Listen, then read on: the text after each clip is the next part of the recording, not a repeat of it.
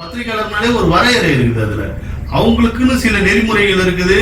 கவர்மெண்ட்டுக்கு பதில் சொல்லி ஆகணும். நம்ம கண்ட பேணிக்கு நம்ம இஷ்டத்துக்கு வாய்க்கு வந்ததெல்லாம் போடக்கூடாது. இவர் கேஸ்லயே என்ன ஆச்சுன்னா, சவுக்கு சங்கர் வந்து ரெட்பிக்ஸ்ல வந்து பேசியிருந்தாரு. ரெட்பிக்ஸ் எடிட்டர் வந்து ஃபெலிக்ஸ் ஜெரால்டு என்ன பண்றாருன்னா, ஃபெலிக்ஸ் ஜெரால்டு வந்து ஒரு என்டிடிவில ஒர்க் பண்ணிருக்கிறாரு. ரொம்ப நாள் முன்னாடி, ரொம்ப வருஷம் முன்னாடி ஒர்க் பண்ணிட்டு இருந்தாரு. அதுக்கப்புறம் வெளியே வந்து இந்த ரெட்பிக்ஸ் ஆரம்பிச்சாரு, யூடியூப் சேனல். சரிங்களா? அவர் என்ன பண்றாருன்னா, ஒரு டிஸ்கஷன் போகுது. இந்த மாதிரி இப்போ 2 பேர் டிஸ்கஷன் பண்றோம். இப்போ நீங்க கேள்வி கேட்கறீங்க, நான் பதில் சொல்றேன். இவர் என்ன பண்றாருன்னா, நான் சொல்ற பதில ஆமோதிக்கிறாரு. ஒரு பத்திரிகையாளர்ன்றவன் என்னைக்குமே வந்து ஒரு கருத்தை வந்து ஆமோதிக்க மாட்டான். எதிர்கேள்வியை கேட்டுக்கிட்டே இருக்கணும். கேள்வி கேட்கறது தான் நம்முடைய உரிமை. சரிங்களா? ஒரு பத்திரிகையாளனுக்கு முக்கிய உரிமையும் கடமையும் கேள்வி கேட்கறது. நம்ம எதையுமே ஜட்மெண்ட் பண்ண முடியாது. இப்ப சந்தோஷ் வந்து அவங்க அப்படி பண்ணிட்டாங்களாமே, ஆமா அப்படிதான் பண்ணிட்டாங்க போலனா, இதுல என்ன டிஸ்கஷன் இருக்குது? நீங்க என்ன பத்திரிகையாளர் நீங்க சொல்லுங்க. ஃபெலிக்ஸ் ஜெரால்டு என்ன ஜேர்னலிசம் படிச்சிருந்தாரு? அவர் சொன்னது அப்படியே ஆமோதிச்சுதான் என்ன, இதத்தான் கோர்ட் என்ன சொல்லி இருக்குதுன்னா, நீ கூட சேர்ந்துதான் நீதான் வந்து A1 சொல்லிட்டாரு. இவர் வந்து ஆன்டிசிபேட்டரி பெயில் போட்டாரு. சவுக்க வந்து அரெஸ்ட் பண்ணிட்டாங்க. அரெஸ்ட் பண்ண உடனே இவர் என்ன பண்ணிட்டாரு, ஃபெலிக்ஸ் ஆன்டிசிபேட்டரி பெயில் ஒன்று போட்ட உடனே அது வந்து ஜட்ஜு முன்னாடி வந்த உடனே அவர் என்ன சொல்லிட்டாரு, முதல்ல வந்து இந்த யூடியூப்ல வந்து பேசுறவங்களை வந்து கண்ட்ரோல் பண்ணணும், இதுதான் சரியான நேரம். இது சவுக்கு தவறா பேசுனத நீங்க ஆமோதிக்கிற மாதிரி வந்து எடுத்து கொடுத்துருக்கீங்க. அதனால வந்து நீங்க தான் A1 வந்து ஃபெலிக்ஸ் சொல்லிட்டாரு. A1 ஃபெலிக்ஸ் இந்த வந்து நாங்க வந்து பெயில் தர முடியாதுன்னு சொல்லி பெயில் ரிஜெக்ட் பண்ணிட்டாரு. இதை எடுத்துட்டு போய் தான் வந்து அவரை வந்து என்ன பண்ணிட்டாரு ஃபெலிக்ஸ், இந்த விஷயம் தெரிஞ்சாலும் பேர் ரிஜெக்ட் ஆயிடுச்சுன்னு தெரிஞ்ச உடனே ஸ்ட்ரெயிட்டா கிளம்பி டெல்லிக்கு போயிட்டாரு. டெல்லியில இருந்து ஒரு நொய்டான்னு சொல்லிட்டு ஒரு இடத்துல போய் ஒரு சின்ன லாட்ஜில் தங்கிட்டு இருந்தாரு. அவரு வந்து இன்டெலிஜென்ஸ்ல இன்ஃபர்மேஷன் கிடைச்சு அவர் அரெஸ்ட் பண்ணி அங்கிருந்து கூப்பிட்டு வந்தாங்க. அந்த கேஸ்ல தான் அவரையும் அரெஸ்ட் பண்ணிருக்காங்க, ஃபெலிக்ஸையும். ஃபெலிக்ஸ் மேலே இதுக்கு முன்னாடி இதே மாதிரி ஒரு குற்றச்சாட்டு இருக்கு. அவர் வந்து மன்னிப்பு கருத்தை எழுதி கொடுத்திருக்காரு. இதே மாதிரி ஒரு பெண்கள் விஷயத்துல தான் அவரை வந்து ஒரு பெண்கள் விஷயத்துல இதே மாதிரி வாய விட்டு மன்னிப்பு கடிதம் கொடுத்து பெயில தான் இருக்கிறாரு அவரும். அந்த கேஸ் எல்லாம் ட்ரையல்ஸ்ல இருக்குது. சரிங்களா? இவங்க எல்லாமே பெயில தான் இருக்காங்க. சவுக்கு சங்கரம் பெயில தான் இருக்காரு. ட்ரையல்ல இருக்கு எல்லாமே. இவங்க எப்படி வந்து இத பேசுறாங்கன்னு தெரியல. இப்பதான் ரீசெண்டா ஒரு 4-5 நாள் முன்னாடி நம்ம டிஜிபி வந்து என்ன பண்ணிருக்காரு, ஒரு சர்க்குலர் கொடுத்திருக்கிறாரு. என்னன்னா, இந்த மாதிரி பெயில்ல வெளியே இருக்கிறவங்களுடைய நடவடிக்கைகளை வாட்ச் பண்ணணும். அவங்க மறுபடியும் அந்த தவறுகளை பண்றாங்களா, அப்படி பண்ற மாதிரி இருந்ததுன்னா அவங்களை உடனே வந்து கோர்ட் முன்னாடி நிறுத்தி ரிமாண்ட் பண்ணணும் அப்படின்ற மாதிரி ஒரு சர்க்குலர் வந்து காவல்துறையினர்களுக்கு வந்து வழங்கி இருக்கிறாரு. டிஜிபி வந்து கொடுத்திருக்கிறாரு. இப்போ ரீசெண்டா ஒரு 3 நாளுக்கு முன்னாடி ஒரு தனியார் பத்திரிகையில பாத்தீங்கன்னா, சவுக்கு சங்கரை மேல நிறைய அலிகேஷன்ஸ் இவங்க தனிப்பட்ட முறையில வைக்கிறாங்க. லைக் 120 கோடிக்கு மேல ஒரு சொத்து சேர்த்து வச்சிருக்காரு, பல இடங்கள்ல வீடு வாங்கி வச்சிருக்காருன்னு சொல்லிட்டுலாம் சொல்றாங்க. ஒரு 50,000 ரூபாய் கிளர்க் சம்பளம், ஒரு 50,000 ரூபாய் சம்பளத்துல ஒர்க் பண்ணவர், இப்போ ஒர்க்லயும் இல்ல. அவரால் இவ்வளவு சொத்து எப்படி சேர்த்திருக்காரு? அது பின்புலம் என்னவா இருக்கும்? ஆக்சுவலா என்னன்னா, சவுக்கு சங்கர் நான் சொன்னது 2008 வந்து அவர் இந்த டேப் ரிலீஸ் பண்ணா அவரை சஸ்பெண்ட் பண்ணிட்டாங்க. இப்போ இந்த மாதிரி சஸ்பென்ஷன்ல இருக்க ஆபீசர்களுக்கு எல்லாம் வந்து அரசு ஊழியர்கள் எல்லாருக்குமே பாதி சம்பளம் கொடுப்பாங்க. சரிங்களா? பொதுவாகவே பாதி சம்பளம் எல்லா அரசு ஊழியர்களுக்குமே சஸ்பென்ஷன்ல இருக்கும் போது வந்துடும். அந்த மாதிரி ஒரு சஸ்பென்ஷன்ல அவருடைய கிரேடு பொறுத்து சவுக்கு ரீசெண்டா வாங்கின சேலரி வந்து 50,000 rupees. அவரே ஒரு பேட்டியில வந்து சவுக்கு சங்கரே சொல்லியிருக்காரு, நான் வந்து 50,000 ரூபாய் வந்து வாங்கிட்டு இருக்கிறேன், வேலையே செய்யாம நான் வாங்கிட்டு இருக்கேன், இத்தனை நாளா வாங்கிட்டு இருக்கேன் அப்படின்னு அவரே சொல்லியிருக்காரு.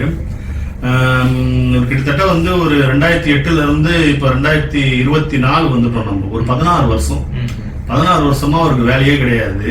அவரு இந்த சம்பளத்தை வச்சுதான் வாழ்ந்துட்டு இருக்கிறாரு. ஆனா அவர் வந்து சுமார் ஒரு 120 கோடிக்கு மேல சொத்து சேர்த்து வச்சிருக்கிறதா, சொத்துனா எப்படின்னா அசட்ஸ் வாங்கி போட்டிருக்கிறதா இப்ப ரீசெண்டா ஒரு சேனல்ல வந்து நம்மளுக்கு வந்து ஒரு இன்டர்வியூ வந்தது. நம்மளும் அதை பார்த்தோம். அதுல என்ன சொல்றாங்கன்னா, கிட்டத்தட்ட அவர் வந்து லீலா பேலஸ் பக்கத்துல சீப்ராஸ் இருக்கு, அதுல ஒரு 20 கோடி ரூபாய் பிளாட்டு.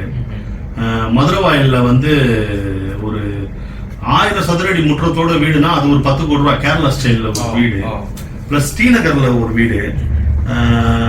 இந்த மாதிரி ஒரு ஒரு கிட்டத்தட்ட ஒரு 4-5 இடத்துல வந்து அசெட்ஸ் வாங்கி போட்டுக்கிறதா சொல்றாங்க. அதோட ஓவரால் வேல்யூ வந்து ஒரு 120 crores. இதெல்லாம் எப்படி வந்ததுன்னா இவர் வந்து எல்லா பில்டர்ஸையும் போய் மிரட்டுறது, பில்டர்ஸ் கிட்ட போய் மிரட்டுறது, இந்த ப்ராப்பர் பிளான் இல்ல வந்து நீங்க இது பண்றீங்க அது பண்றீங்க. இவருக்கு ஏதாவது ஒரு ஒன்லைன்ல ஏதாவது ஒரு இன்ஃபர்மேஷன் கிடைச்சதுன்னா, இப்ப நம்ம கிட்ட அந்த மாதிரி இன்ஃபர்மேஷன் கிடைச்சா அதை கவர் ஸ்டோரி பண்ணி செய்தியா வெளியிடுவோம். இவர் என்ன பண்றது, அதை எடுத்துட்டு போயிட்டு எல்லாருக்கிட்டையும் மிரட்டுறதா சொல்றாங்க. இவருக்கு ரெகுலராகவே இதுதான் வேலை. இப்ப ஏதாவது ஒரு செய்தி கிடைச்சுன்னா அந்த செய்தியை வச்சு அவர் அதை வந்து டெவலப் பண்ணி அவங்க கிட்ட ஏதாவது பணம் கறக்கிறது தான் பார்ப்பாரு, பிரைப் வாங்குறாருன்ற மாதிரி தான் அந்த பையனே சொன்னான். நீங்களே இந்த எக்ஸாம்பிள் எடுத்து பாத்தீங்கன்னா, இந்த ஸ்ரீமதி கேஸ் இருக்கு இல்லைங்களா, இந்த பொண்ணு இருக்கு இல்லைங்களா ஸ்கூல்ல இருந்து, அதை வந்து ஓவரால் எல்லா சேனல்ஸுமே சரி எல்லாருமே அதை வந்து அவங்க அம்மா உட்பட எல்லாருமே என்ன சொன்னாங்கன்னா அது வந்து ஒரு மர்டர்னு தான் சொன்னாங்க. ஆனா இவர் என்ன சொல்றாருன்னா அப்படியே ஸ்ட்ரெயிட் ஆப்போசிட்டா போயிட்டு இவர் ஒருத்தர் தான் போயிட்டு அந்த பொண்ணு சூசைட் பண்ணிக்கிச்சு, அந்த பொண்ணுக்கு ஒரு அஃபேர் இருந்தது அப்படியெல்லாம் இவர் தான் சொன்னாரு. ஆமா, இவர் தான் சொன்னாரு. அதுவும் இல்லாம அந்த பள்ளியுடைய தாளாளரையும் அவங்களுடைய பிரின்சிபலையும் இவரு பார்த்த வீடியோ ஃபுட்டேஜஸ் எல்லாமே இருக்கு. அவங்க கிட்ட வந்து ஒரு 30 லட்சம் ரூபாய் வாங்கினதாகவும் அவங்க குறிப்பிட்டிருக்கிறாங்க. முதல்ல ஒரு 30 லட்சம் ரூபாய் வாங்கினாரு, அதுக்கப்புறம் ஒரு 3 கோடி ரூபாய் கிட்ட அவங்க கிட்ட வாங்கியிருக்காரு. இந்த மாதிரி இந்த கேஸ திசை திருப்பறதுக்காக. ரீசெண்டா அந்த கேஸோட ட்ரையல் வரும்போது கூட அந்த பெண்ணோட அம்மா வந்து கோர்ட்ல ரொம்ப அழுது பிரச்சனை பண்ணாங்க. இப்பதான் ஒரு 3-4 டேஸ் முன்னாடி ட்ரையல் வந்தது, பிரச்சனை பண்ணாங்க. இவர் நிறைய விஷயத்துல எதிர்த்து பேசியிருக்கிறாரு. இது மட்டும் சொல்ல முடியாது, இவரு அகேன்ஸ்டாவே பேசுவார் எதுவா இருந்தாலும். இவருக்கு ஏதாவது ஒண்ணு காரியம் ஆகணும் அப்படின்னா இவர் மாத்தி பேசுறதா அவங்க சொல்லியிருக்கிறாங்க. நிறைய பணம் சம்பாதிச்சுட்டாருன்னு சொல்றாங்க.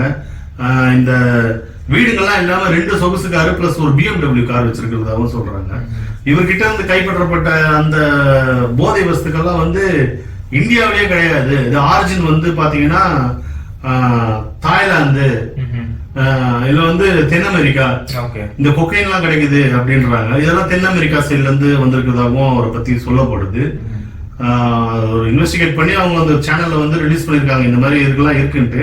அவங்க மட்டும் இல்ல, நிறைய பேர் பேசுறாங்க அவரை பத்தி. இப்போ அவரு கூட காம்பரரா இருந்த ஒரு லேடி கூட தான் இப்போ அவர் ஒரு அஃபேர்ல இருக்கிறதாகவும் சொல்றாங்க. அது எந்த அளவுக்கு உண்மை நமக்கு தெரியல, ஏன்னா அவங்க பேர்ல தான் நிறைய சொத்துக்களை வாங்கி வச்சிருக்கிறாரு. அதுக்குண்டான ப்ராப்பர் எவிடன்ஸ் எங்க கிட்ட இருக்குதுன்னு தான் அந்த தனியார் சேனல் கிளைம் பண்றாங்க. அவங்க அதை ரிலீஸ் பண்ணாலும் அதை பத்தி ஆமா, அவங்க வந்து நாங்க ப்ராப்பர் எவிடன்ஸ் வச்சிருக்கிறோம், எங்களுக்கு ஒன்றும் பிரச்சனை இல்லை. அது ஒரு ரிப்பீட்டட் சேனல் தான் அது. சோ அவங்க ஆத்தென்டிகேட்டட் இல்லாம எந்த ஒரு நியூஸையும் சொல்ல மாட்டாங்க, மேக்ஸிமம் சொல்ல மாட்டாங்க. வாங்கி வச்சிருக்காங்க. அவங்க ரிலீஸ் பண்ண இது ஃபுல்லாவே, இந்த ஸ்டோரி ஃபுல்லாவே அவங்க தான் ரிலீஸ் பண்ணாங்க. இப்போ வந்து என்னன்னா இவர் தான் கூட ஒரு 7 கேஸ்க்கு மேல இவர் மேல இருக்கு இப்போ, சரிங்களா. கூண்டாஸ் வேற போட்டாங்க, தூக்கி கூண்டாஸ் அடிச்சிருக்காங்க. அவரால் கண்டிப்பா வந்து வெளியே வரதுக்கு ஒரு 1-2 வருஷம் ஆகும், உடனே எல்லாம் கிடைக்காது. ஒரு 6 மாசத்துக்கு ஒரு பெயில் மூவ் பண்ணவே முடியாது. குண்டாஸ் போட்டா ஒரு 6 மந்த் ஆகும், ஒரு பெயில் மூவ் பண்ணவே முடியாது. கண்டிப்பா சவுக்கு வெளியே வர்றதுக்கு ஒரு 1-2 வருஷமாவது ஆகலாம் இந்த கேஸ் எல்லாம் ஜாமீன் வாங்கி வர்றதுக்கு. ஏன்னா வந்து ரொம்ப அவசரப்பட்டார். நீங்க அவர் வீடியோஸ் எல்லாம் பாத்தீங்கன்னா செய்தி வந்து சொல்லிட்டு போனா பரவாயில்ல, கண்டமேனிக்கு பேசுறது, ஒரு முதல்வரையும் பாக்குறது இல்ல, தரக்குறைவா நிறைய. உதயநிதி ஸ்டாலின் இருக்காரு, அவர் அமைச்சருங்க. அவரு ஆனா ஏடிஎம்கே சைடுல இருந்து சப்போர்ட் பண்றாங்க. அவரே வந்து என்ன சொல்லிட்டாருன்னா, நான் ஒரு ஏடிஎம்கே சப்போர்ட்டர்ன்ட்டாரு. ஏடிஎம்கே சப்போர்ட்டர்னு அவரே சொல்லிக்கிறாரு. அதான் சொல்றேன்னா, அவர் ஒரு பத்திரிகையாளர் கிடையாது. எந்த ஒரு பத்திரிகையாளருமே ஒரு சார்பா பேசக்கூடாது, எப்பவுமே ஒரு சார்பா பேசிட்டே இருக்க கூடாது. பேசிட்டே இருக்கிறாரு அவர் வந்து ஏடிஎம்கே சப்போர்ட்டர்ன்றாரு. அவர் கூட ஒரு பையன் இருந்தா போல, கார்த்திக்னு சொல்லிட்டு, அந்த பையனை தான் அரெஸ்ட் பண்ணாங்க.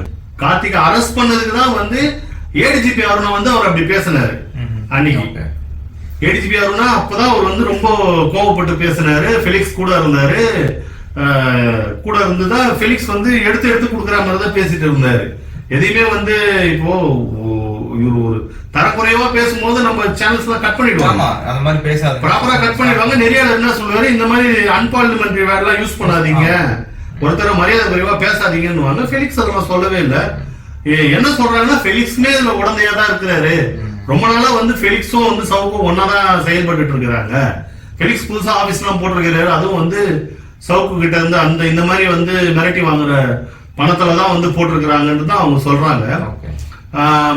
இந்த கார்த்திகை அரெஸ்ட் பண்ணும்போது மணல் ராமச்சந்திரன் ஒருத்தர் இருக்கிறாரு, அவர்கிட்ட இந்த கார்த்திக் வந்து மீட்டிங் அரேஞ்ச் பண்ணிருக்கிறாரு சவுக்கு கூட.